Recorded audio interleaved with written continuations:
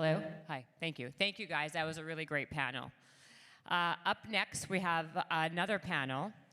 Since October 7th, we've seen many Jews who are vocal on social media regarding the rise in anti-Semitism. But we've also seen many non-Jewish allies vocally share their support and solidarity with our community. We are eternally grateful for their support. I would like to invite to the stage Michael Dickson, Executive Director of Stand With Us, Adriana Rosie, known by her social media persona, known for her the non-Jewish nanny, TikTok creator Nick Mata, and interfaith activist Anila Ali, and Luai Ahmed to the stage for a discussion on interfaith allyship. Thank you, you guys. Thank you, Jen. Thank you so much. My friends, we are in the presence of heroes. Please give them a round of applause. No less. So it's a bit like the start of a joke. A Jew, a Muslim, two non-Jews and a non-Jewish nanny enter a conference. We are thrilled that you're here, but I don't just mean here. I mean, we're thrilled that you're here and you're with us and you stand with us each and every day. So thank you, before anything else, for all that you do standing with the Jewish people and with Israel. We appreciate it and feel it deeply. My goodness, we've got a lot to talk about. Let's get through the time. Anila, can I start with you? You know, I know you recently returned from Israel, and you're such a valued member of the CAM coalition and a strong female Muslim voice. I'm speaking on a whole different issues, but of course speaking up against anti-Semitism. Tell us how that's been for you and how your trip was as well. Hello, shalom, and salam alaikum, everyone. On October 7th, when I woke up and I saw the horrors, I thought about all the work that we had done to bring faith communities together, to make America stronger, to make women stronger. And I thought, like, what's happened? And I knew the normal response would be to stand up and say, my religion has been hijacked by Hamas, that they committed the worst atrocity since in my life that I've seen, and that I have to do something about it. I run a Muslim and multi-faith women's organization. And at that time, we had the biggest group of Muslims in that organization, in my organization, and we were all allies fighting anti-Semitism. That was our test. So a lot of the board members, when I stood up and I said, we're going to send a press release and we're going to combat this, and we're going to talk about what Islam really calls for. You cannot touch non-combatants. And we're people of the book. We're all one people. So who's dividing us? A lot of my board members saw that, and the moment Israel retaliated, which was self-defense, you know, the nation of Israel was attacked, women were attacked, their opinions changed. And a lot of them decided to resign. As it was Ramadan, they were going to the mosques, and the mosques were saying, oh, you belong to that organization that stood up for Israel, you need to resign, or you can't join the mosque. And you can imagine what effect that had on those women. They thought they were doing something wrong. So a lot of them resigned. But as we saw the atrocities and Allah's name being desecrated, we knew that as Muslims, we have to stand up. We stood up against the Taliban. We were with America at that time. The war on terror killed more Muslims than ever. Nobody said anything. Why aren't we standing up against Hamas? They're going to commit the worst Islamophobia ever. But the Muslim community was quiet the moment they saw the retaliation from Israel. And for that, I don't have a response. All I can say is that in my life here as a faith leader, as an American Muslim, I have seen the delegitimization of Israel happen in my community, but it's been very systematic. And it's been there. A lot of you are so young, you haven't even seen 9/11, but I bear witness to that hate. And I always knew that it's going to come up, and it did. And so today, I'm really happy that you're all here to join in my fight to fight anti-Semitism. Well, we certainly stand with you on that, and it takes guts and courage. I want to come back to you going to Israel in just a moment. Adriana, you may know her as non-Jewish nanny. Tell us what it's been like, because your page showcases the beauty of Jewish life, and we're at an interesting moment in history. I know you've got pushback against that. Tell us what it's been like for you. Can you all see how am I blocking you? Let me move this way. So, yeah, interestingly enough, I've had the privilege to learn about Judaism not through the eyes of somebody who maybe has had like religious trauma or not connected to their Judaism. They have resentment or they feel ashamed because of what's going on in the world, but through children who have nothing. They don't know what's going on in the world. All they know is they're excited to go be Shabbos Ima at preschool and make and sing songs. I've seen it through such pure, beautiful eyes, and how can you not fall in love with something that is really so pure and such a gift to the Jewish people? And that's what my nanny kids see. They see being Jewish as a gift.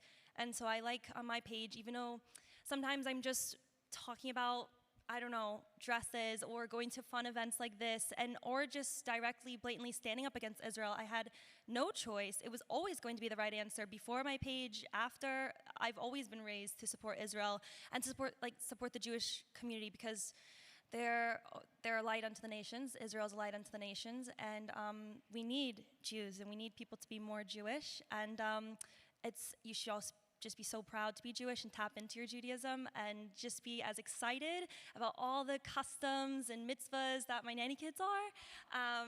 Really, it's such a special... Are you sure you're not Jewish?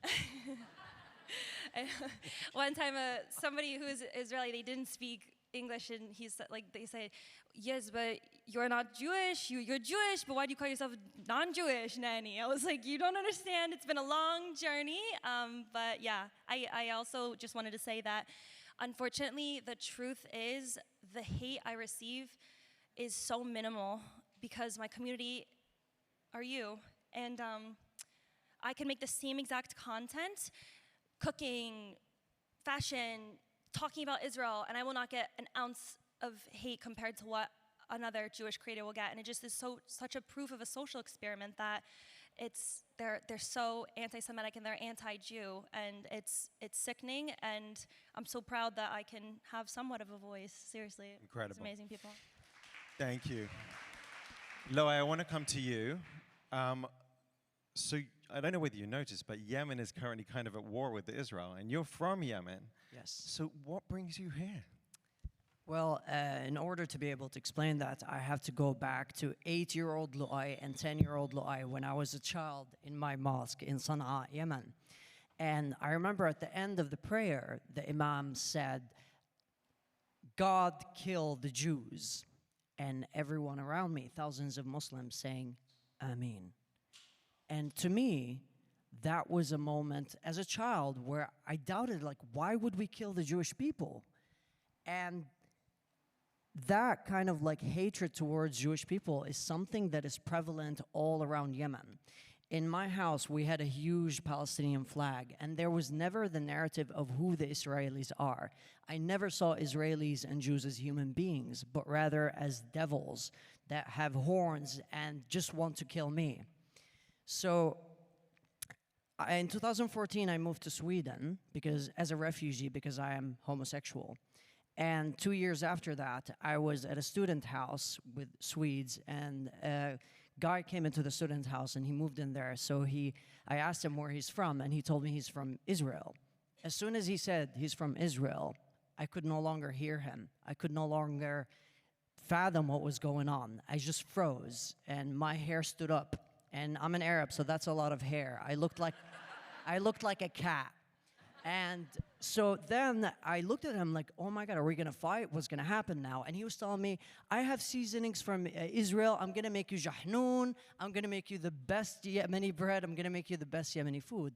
And I was in shock. Long story short, we became good friends. And he became my favorite person in the student house. And he was the first Jew that I met.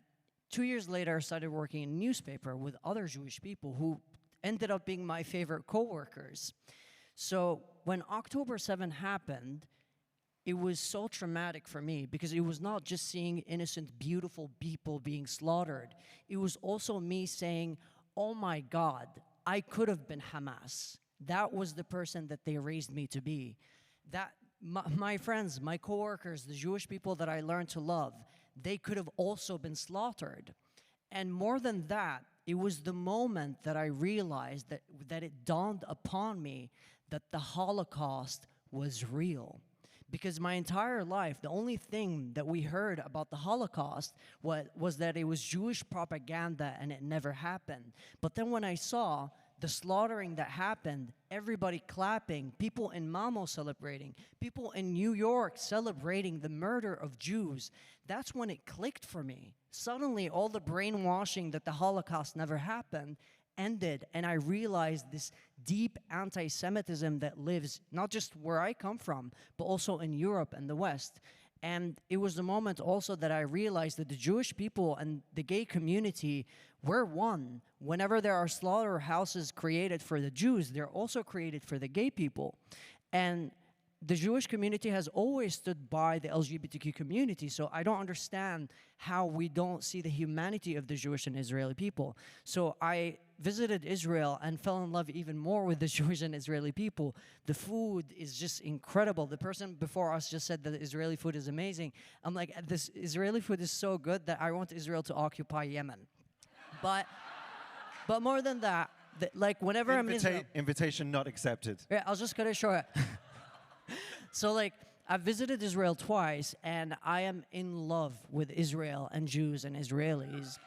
I cannot tell you enough how much I love my Israeli and Jewish friends that I've made since October 7. And I have promised myself to argue with my mother every day because she hates Israel. And even though I lost many friends and family members, I have said that I will spend the rest of my life showing the truth of Israel and the Jewish people to my Muslim followers and Arabic followers.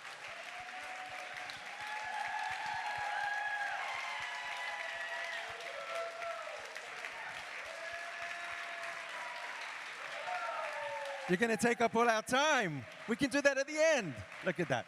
Okay. Nick, let me turn to you because I want to talk to you about what went through your mind on October the 7th because, you know, you don't have a skin in this game. Why be in the fight? That is the #1 question I'm sure we all up here get. And so I was actually in Israel for the first time days before October 7th. And I got to say, I agree. The Israeli people, absolutely amazing. When I was there during Yom Kippur. They was like, oh, you want a bike? Come to my house. Shabbat. There was no question if I needed something, they would be there. The only thing I could think after October 7th happened was, wow, I really want to go back. Because I didn't feel like it's a place I visited. I felt a sense of community and connection. Why am I in this? Wow, it'd be very easy to just say it's the right thing, because that's the answer. It's the right thing to do. I'm sick of this narrative that it's not popular to be a Zionist. No, it's absolutely popular. It's absolutely the right thing and shouldn't have to explain it. With the longer answer, when I grew up, my father, who raised me since I was 1, is a Samoan man. Okay, he's from Western Samoa. Many of you might not know who that is or where that is. Think of Dwayne Johnson, The Rock. Okay, he's a Samoan, okay? So he came to America, loves history, and he told me as a kid, he instilled that love for history into me, and he told me about this place called Israel. As a kid, we always need to support them, support the Jewish people. I gotta be honest, I wish I could say, okay, Dad, no. I said, what the heck's in Israel? Fine, Dad, whatever. I didn't know really that it was even a Jewish state. I didn't know what Israel was. As I grew up, though, it stuck with me, and I learned that anti-Semitism was not the same as other bigotry. And anti-Semitism, people would laugh at it, was more accepted. I had an account on TikTok. It gained up to like 100,000 followers almost. And then May 2021 happened. Hamas launched 4,500 rockets. And I make videos saying, I felt like I was the only Zionist, not anti-Semitic person on TikTok at this point. But I didn't care. I was very unapologetic. I said, I stand with Israel. I stand with the Jewish people. So much hate comments. And then my account soon just turned into only talking about Israel because the hate fueled me. And my account was banned. Talked about all this other stuff. It was fine. Second I started talking about Israel and Jewish people, banned. And I always say I knew anti-Semitism existed, but I didn't know how bad it was till people thought I was Jewish. And it was really, really bad. But that's, to finish up the question, that's not what actually drives me to only talk about Israel now. And that's all I've been doing for almost 4 years now, is just Israel. And it's not, I love the community. I love the support, and that's the happy moments of it, but that's not what drives me. If you want to know what drives me to keep talking about this, it's the pro-Palestinians, it's the neo-Nazis, it's the pro-Hitlers, the trolls on the internet. That's what drives me. And so when they come up on my lives, which I do almost every night, and say, why do you do this? Are you secretly Jewish? Are you paid by the Mossad? You're the reason why I do this. They're watching. They're watching. Anila, you took a Muslim female delegation to Israel post-October the 7th, correct? Yes. Yes, tell us about that, please. Yeah, so when I saw a lot of Muslims not believing what happened and denying it, and or saying the excuse like, I have Jewish friends and they don't like Israel either. I said, no, ask them again.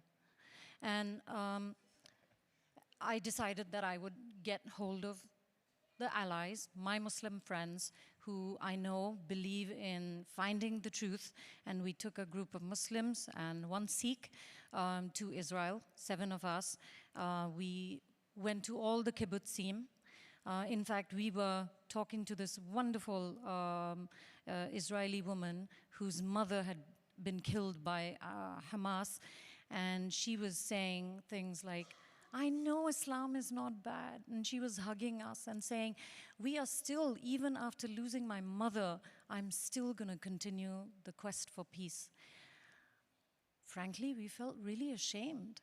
We thought, like, why can't we have the same spirit as Muslims? Why can't we reconcile? Why can't we forgive? These are people that we hold dear. We believe in Torah and we believe in the Bible. We can't be Muslims until we do that. Why do we have so much hate? And we were there. We saw Hamas, shooting the rockets. We escaped one. We were with our camp partners. And then we went to the kibbutz, which was in the Negev desert where the black Muslims are.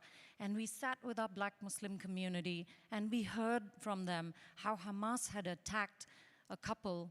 Both of them were Palestinians. The wife was a Bedouin, and the husband was a Gazan. He was living with her in Israel, and they had a beautiful life. They had 9 kids. The 9th child was in the car when Hamas came to attack them. And his wife was a full muhajjaba, so she was visibly Palestinian. And he said, my wife is a Palestinian, she's a Muslim, don't kill her. They still shot her. And they shot her not once, they shot her from here to her toes 32 times. And then he escaped somehow. He got out of the car and he wanted to go and save that child, the baby who was 8 months or 9 months. And he thought the baby would be dead by now, but the baby was alive. And then this Muslim, Israeli, Arab, he had to choose, where should he go? Should he go that side on the left where he'll likely be killed by the Israeli forces? Or should he go right where the Hamas are hiding, where he's definitely going to be butchered? And he took his baby and he took a chance with Israelis. And he told his brother, who gave me this, he's a Muslim Bedouin commander, he said, keep this. He called them and he saved the lives of the Israeli soldiers that were there by running to them, letting them know that Hamas is hiding. He saved many lives, like a Muslim should. Those were terrorists. Incredible. Nick, you spoke about your love for the Israeli people. The Israeli people since October the 7th have been living under a cloud. And your Jewish brothers and sisters who are in this room have also been living under a cloud of anti-Semitism on the one hand, of terrorism and war on the other. What can you say to them about what they should be doing, the people in this room? What's your message to them about their path forward and what they should be doing? That's a great question. I think every person has a part to play, whether it's non-Jewish people on social media, whether you're in Gaza, ground operations, you're in Israel, you're in America, you're in Canada, you're all around the world. I think the smartest thing to do is to understand that there is a community, and the Jewish community is when I had that 100,000 followers before I started talking about Israel, it wasn't mostly Jews. I mean, maybe, but I didn't talk about Israel and Judaism. Do you know who followed me when I got banned from TikTok because how dare I speak about Israel and Jewish people? And I made a new account. It wasn't that 100,000 that followed me again. And I wasn't fully talking about Israel. It was like 50-50. It was the Israeli and the Jewish community that followed me immediately, built my new account up, which of course got banned, and I built it up and banned, and I built it up again. And so the Jewish community is absolutely, and I will say this unapologetically, the greatest community in the world. Absolutely. When I was in Israel, I did not know what a borekas? Did I say that right? Yeah, I didn't know what that was. Yeah, I've worked on my reish. My fiance is Israeli. She helps me. So, oh, that's another funny thing. A lot of the anti-Semites like, oh, you only do this because your fiance is Israeli. No, I met her because of my advocacy, not the other way around. Anyways, when I woke up, first thing in the morning, oh, here's some borekas, here's some coffee, and the amazing communities. To answer your question, there is a community. The history's there. The statistics are there. The history stands with Israel by far. The statistics stands with Israel. Understand that. But if you need to take a break, take the break. Your mental health is the most important thing. I do it sometimes. There's a community. Reach out. Thank you. Adriana, it's a similar question. You're showing people the beauty of Judaism. Obviously, again, post-October the 7th, there's been this cloud. What's your best advice to this audience about the kind of content? What's been successful for you? For content they should make? Yes. Well, my audience are religious Orthodox Jews. If I posted on Shabbos, I'd probably get 14 views. I don't know. But so I have a different audience. Like I'm a non-Jew who my entire audience really is Jewish. I obviously have some non-Jewish followers, and that's great. I get sometimes messages. I'm also a non-Jewish nanny. I took my kids to Smash House. They loved it. Whatever. But I think somebody said on a panel earlier, to know your truth. Sometimes I get hate for things completely not related to Israel. I talk too fast. I'm annoying. I shouldn't be posting. I shouldn't be wearing what I wear. I don't know. But there are things sometimes I have to take a step back and I reevaluate. Did I post this wrong? Did I say this wrong? Did I have bad intentions? And other things, I just know my truth and I say, that's not my intentions. This really is who I am. This is truly what I believe. And same with Israel. Like, you can't hurt me by saying you're a Zionist or I just am like, how could you ever have any sort of logic or heart in your head or morals? And this world has truly become good and evil. And I think we're starting to see the split of the world where you have to make a choice. There's no clouded judgment. There's no gray lines. There's no, I'm not a Democrat, I'm not a Republican. I mean, for political parties aside, it's either this is right, this is wrong. I'm either going to choose wrong and be a bad, immoral, sick human being and go to the dark side, per se. I don't know. But, or you're going to know what's right. And I think a lot of us here have chosen the right side, so. I think you have. Luai, I know you're part of a movement called Builders of the Middle East, right? So if we want to build the Middle East with more people like you, apart from a cloning machine, how do we create more Luais in the world? How do we create more Luais? I think that the main issue is the mainstream Islam in the Middle East allows for this, the mainstream, but when I say mainstream Islam, then I mean like the vast majority's interpretations, what is being taught in school. So I usually say that, it wasn't my fault that I was an anti-Semite and denied the Holocaust and hated Jews and Zionists. It was the imams, it was the schools, it was the systems, and they are the ones that we need to de-radicalize. So I do believe that the UAE and the Arab countries that are becoming more progressive have a responsibility to de-radicalize Gaza, Yemen, and other parts in the Middle East, because Saudi Arabia and the UAE and the Gulf countries also contributed to the radicalization in the Middle East after the Iranian Revolution. The burqa, which is what all the women wear in the Yemen and many countries where they're covered from head to toe, it was introduced by Saudi Arabia and the Gulf countries. So they have a responsibility to do that. And I do think, just like I met Jews and Israelis and was able to understand that they're not only human beings, but they're also incredible and amazing human beings. I do think meetings and the connectedness between the Israelis and the Jews is what's going to make that. I actually usually say that I wish that Gazans and Yemenis would have walked in my shoes, maybe not learned anti-Semitism, but like actually went through what I went through with getting to know Israelis and Jews and knowing that these human beings are amazing. I also think that envy is one of the world's greatest evils. So the envy of the Jewish people is one of the driving forces because, let's be honest, Jewish people are very educated. People usually tell me that my mother is Jewish because my mom told me when I left to Sweden, she said, Luai, if by the time you're 30, you don't have a PhD and don't speak Swedish better than the Swedes, you're not my son anymore. Which is the most Jewish mother thing to ever be said. But also, like, Yemen was a Jewish country before Islamic colonization. Anyone? So no one talks about how Yemen, like the word Hasbara always bothers me. Also Zionism, because we don't need a Zionism or Hasbara for Yemen or any of the countries in the Middle East. So I do believe that the de-radicalization doesn't happen by just activists talking about issues, but it comes from the top bottom. So the Arab countries need to take their responsibility. You know, Jem mentioned at the beginning that I'm director at STAN with us, and we've seen many different crises facing Israel and the Jewish people over the years. We've been in existence for 23 years now.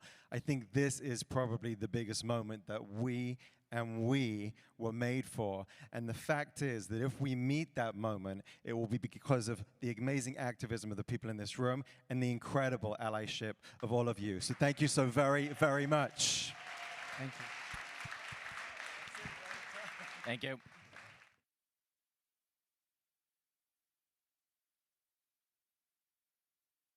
Welcome to Gaza graduation. Let's see